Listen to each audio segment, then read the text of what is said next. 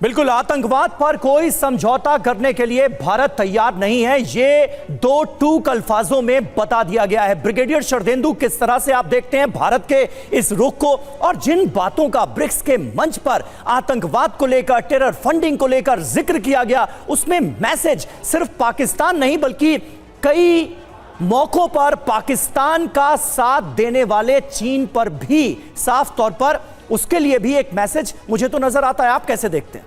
देखिए, जिस तरीके से हमारे प्रधानमंत्री ने टेररिज्म के बारे में बोला, आतंकवाद के बारे में बोला, बड़े ही दो टूक शब्दों में दोनों कंट्रीज पे निशाना साधा है। देखिए, डबल स्टैंडर्ड टेररिज्म का नहीं हो सकता है। एक तरफ आप पूरे टेररिज्म को कंडेम करो और दूसरी तरफ जब हम किसी के ऊपर सैंक्शन लगाने की बात करते हैं तो आप यूएन में वीटो लगा देते हैं। तो पूरा इशारा चाइना की तरफ था और एक मैसेज दिया पाकिस्तान को कि आप ये टेररिस्ट एक्टिविटी जो जिस तरीके से आप सपोर्ट करते, ट्रेनिंग करते, फंडिंग करते, अक्रॉस द बॉर्डर भेज के दहशतगर्दी की घटनाओं को अंजाम देते हैं, उससे आप बाज आइए। यही स्थिति देखिए पाकिस्तान को बाकी देशों से अलग करती। कोई ट्रस्ट नहीं करता पाकिस्तान को, जो उनकी सोच भी कहीं ना कहीं विकृत है। लिहाजा उनको अपना अब स्टैंड बदलना पड़ेगा। 1947 से लेके आप 2024 तक आ गए, लेकिन आपकी सोच में परिवर्तन नहीं हुआ। आप एक ही राग अलापते रहते हैं। लिहाजा यह हुआ कि आपके प्रांतों में डिफरेंसेस हो गए। आपके यहाँ पंजाब अलग हो गया, बलूचिस्तान की अलग थिंकिंग है, पीओके की अलग थिंकिंग है और खैबर पख्तूनवा में अलग तरीके की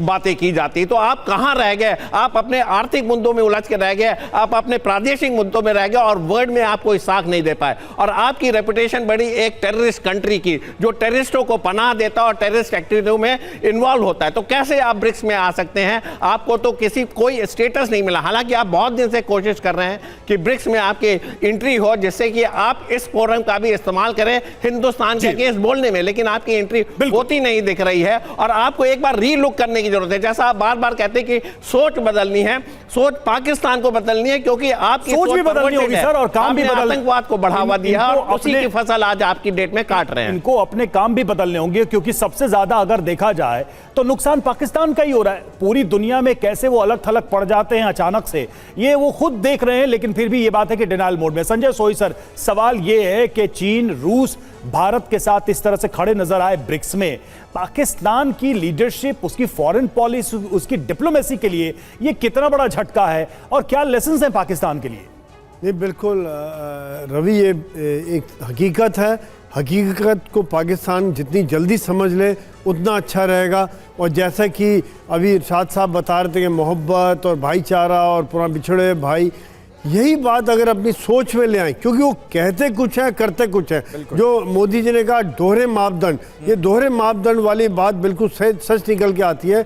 और आज अगर इस प्रकार से कोशिश कर करके, जबकि चीन भी वहाँ मौजूद था, कुछ और देश भी जिनके साथ पाकिस्तान के अच्छे संबंध हैं, फिर भी अगर वो मेंबरशिप या गेस्ट मेंबरशिप कुछ भी नहीं ले पाए हैं, तो ये वाकई में काफ़ी बड़ी डिप्लोमेसी की हार है। और ये दिखाता है कि आज दुनिया समझ रही है कि पाकिस्तान की सोच किस प्रकार की है, किस प्रकार से आज दुनिया आतंकिस्तान के तौर पे नाम पे जानती है। और ये ही बात मैं कई बार दुनिया में कहीं भी जाता हूँ, किसी भी मुल्क में जाता हूँ, तो वहाँ पे पाकिस्तान के निवासी, जो आपकी आवाम जो वहाँ पे काम कर रहे हैं, वो भी यही बात करके, जनाब हमें कई बार बड़ी शर्म आती है अपने आप को पाकिस्तानी कहने में। हमारे जो पॉलिटिकल लीडर्स नहीं है, हमारी जो सेना है, कहीं का नहीं छोड़ा है। इरशाद साहब कुछ बोलना चाह रहे हैं? इरशाद साहब, कुल मिलाकर ये बात तो आपको समझ में आ ही गई होगी कि अगर भारत नहीं चाहेगा तो चीन भी आपका साथ नहीं दे पाएगा। ब्रिक्स का मंच ये भी तो बता रहा है आपको।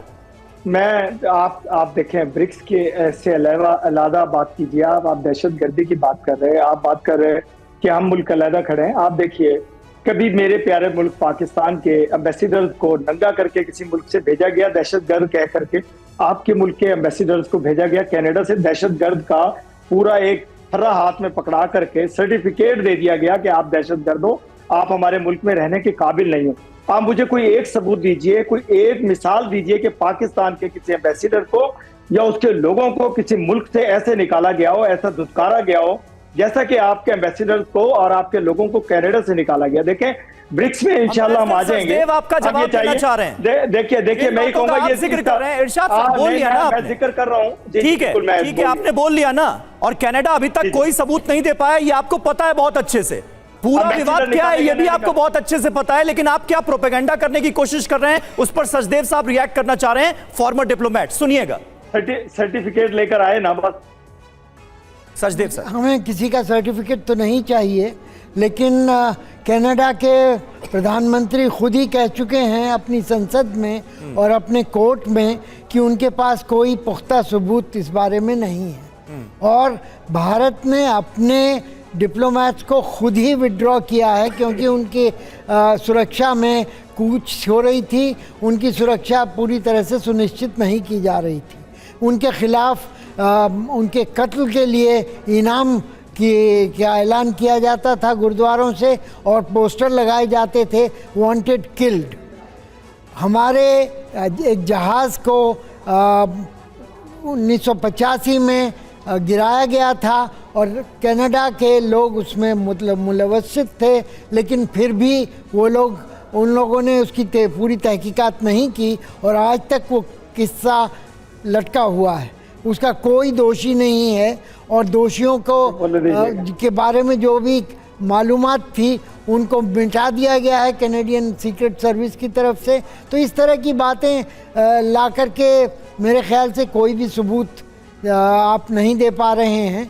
मैं बल्कि सबूत दे रहा हूं आपको। मुझे बोलने दीजिएगा। क्या तरीका है? नहीं इरशाद साहब, मुझे लगता है कुछ बेसिक आपके कंसेप्ट में प्रॉब्लम है। 24 घंटे पहले रूस ने ब्रिटेन के 6 डिप्लोमेट को वापस कर दिया।